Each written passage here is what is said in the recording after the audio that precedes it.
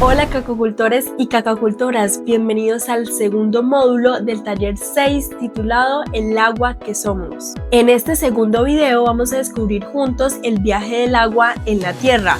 Vamos a hablar del ciclo del agua y del recorrido que ésta hace en las nubes, la lluvia, los mares, el suelo, los seres vivos hasta llegar a la atmósfera. ¿Alguna vez se han preguntado de dónde nace la lluvia o hacia dónde va el agua que corre por la quebrada después de una tormenta?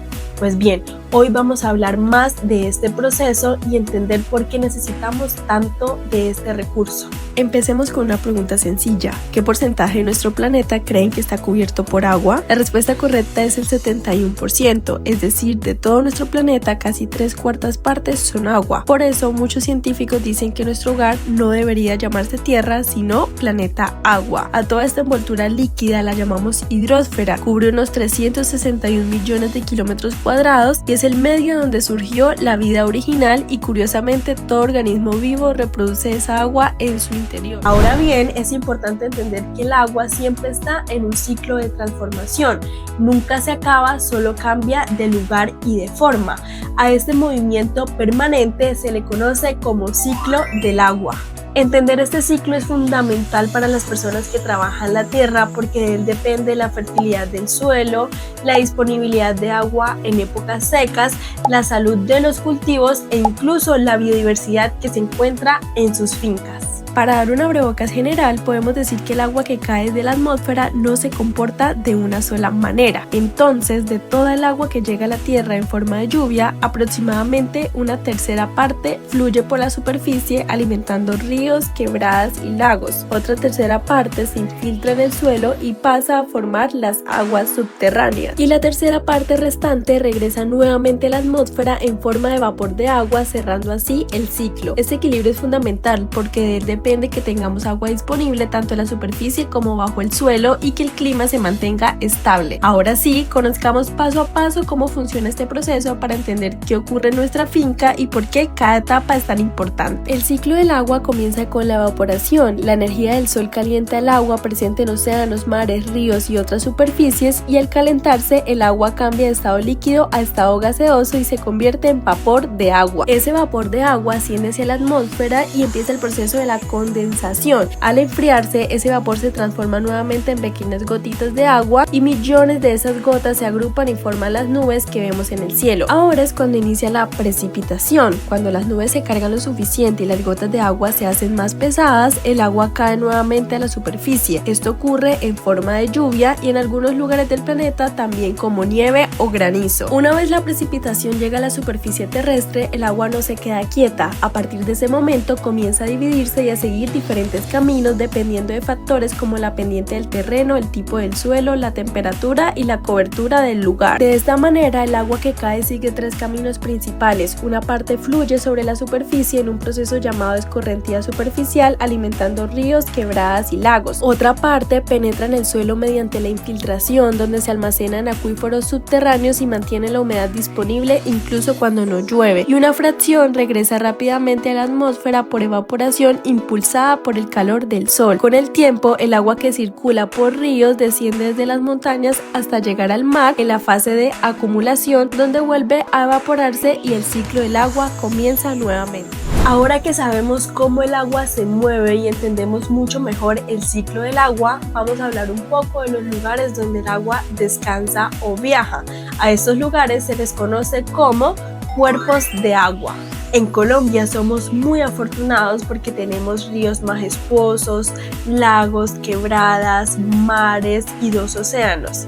Vamos a entender un poco de qué se trata cada uno de estos cuerpos de agua y entender por qué cada uno cumple una función diferente en el ecosistema. En primer lugar, tenemos a los ríos, que son corrientes naturales que fluyen continuamente. Generalmente nacen en las partes altas como páramos y montañas y bajan buscando zonas para desembocar en el mar o en otro río. Los ríos son básicamente el resultado de la lluvia que no se absorbió y que busca su camino. Un ejemplo icónico que todos conocemos es nuestro río río Magdalena. Luego están los lagos, que a diferencia de los ríos, aquí el agua es mucho más quieta. Son cuerpos de agua dulce o salada rodeados de tierra que se forman por procesos naturales impresionantes, como movimientos de la tierra o glaciaciones antiguas que dejaron huecos donde se acumuló el agua. Un ejemplo hermoso, como vemos aquí, es la Laguna Azul en el Parque Natural Los Nevados. Ahora tenemos a los mares, que son grandes extensiones de agua salada, pero son más pequeños y menos profundos que los océanos. Generalmente están en contacto con la tierra, bañando nuestras costas. Pueden ser abiertos como el Mar Caribe o cerrados como el Mar Muerto. En la imagen vemos el hermoso Mar de Urabá en Antioquia. Y finalmente tenemos a los gigantes, a los océanos. Son las masas de agua más grandes del planeta, cubriendo cerca del 71% de la superficie terrestre y conteniendo aproximadamente el 97% del agua del planeta. Se dividen en 5 principales: el Pacífico, el Atlántico, el Índico, el Ártico y el Antártico. Ya para terminar, veamos un video juntos para entender mucho más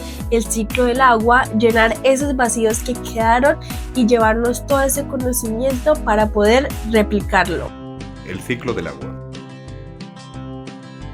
Del agua total del planeta, más de un 96% es salina. Del resto, el agua dulce, un 68% está en el hielo y glaciares y el 30% restante en el suelo. Es el agua de ríos y lagos, la minoritaria, la fuente usada por las personas a diario. El ciclo del agua se está viendo afectado por cambios en el clima y porque la extracción de agua se ha multiplicado por 3 en los últimos 50 años. ¿Conoces cómo funciona el ciclo del agua? El agua de la Tierra se distribuye en océanos, continentes y atmósfera, en los que hay cambios y una circulación continua. Esta circulación es el llamado ciclo del agua o ciclo hidrológico. Este ciclo se mantiene en movimiento por la energía del Sol y por la gravedad. Pasa de la superficie terrestre a la atmósfera en modo de vapor y regresa de nuevo a la Tierra en modo líquido y sólido. De la superficie a la atmósfera lo hace en forma de vapor de agua por evaporación, ya sea directa, transpiración de plantas y animales o por sublimación.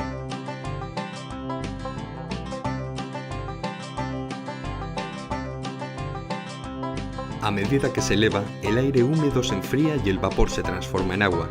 Es la condensación, las gotas se juntan y forman nubes. Estas gotas se van uniendo en gotas mayores y continúan enfriándose. Esto da paso a que se precipiten en la superficie, de forma sólida o líquida.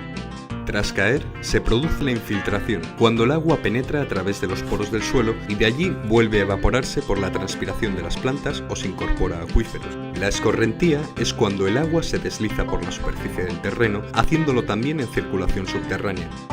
En el caso de nieve y granizo, pasan a estado líquido mediante la fusión. Una vez encuentra el agua en la superficie, comienza de nuevo el ciclo hidrológico. ¿Sabías que los océanos actúan absorbiendo carbono? Es el llamado ciclo de la absorción del carbono. Este ciclo es importante ya que el océano absorbe entre el 25 y el 30% del CO2, por lo que cuanta más cantidad se emita en la atmósfera, mayor absorción para el océano y peores consecuencias. A priori, esta absorción es positiva porque reduce la intensidad del cambio climático sobre la atmósfera, pero el CO2 se disuelve en el océano y provoca un aumento de la acidez al combinarse con el agua. A causa de esto, el agua del mar se vuelve corrosiva para las conchas y esqueletos de muchos organismos, provocando consecuencias graves que desequilibran el ecosistema marino. No debemos alterar el ciclo natural del agua. Recuerda hacer siempre de ella un uso responsable. Hay que evitar las emisiones de CO2, realizar una extracción sostenible y evitar la contaminación del agua. En conclusión, entender el viaje del agua nos permite comprender algo fundamental: no estamos aislados. El agua conecta todo, conecta montañas, conecta ríos, conecta el suelo, conecta bosques, conecta mares. Cuando el agua se contamina en las partes altas de una cuenca, la contaminación no se queda allí, va desplazándose con el agua río abajo y va a afectar a los ecosistemas que se encuentran en esa zona.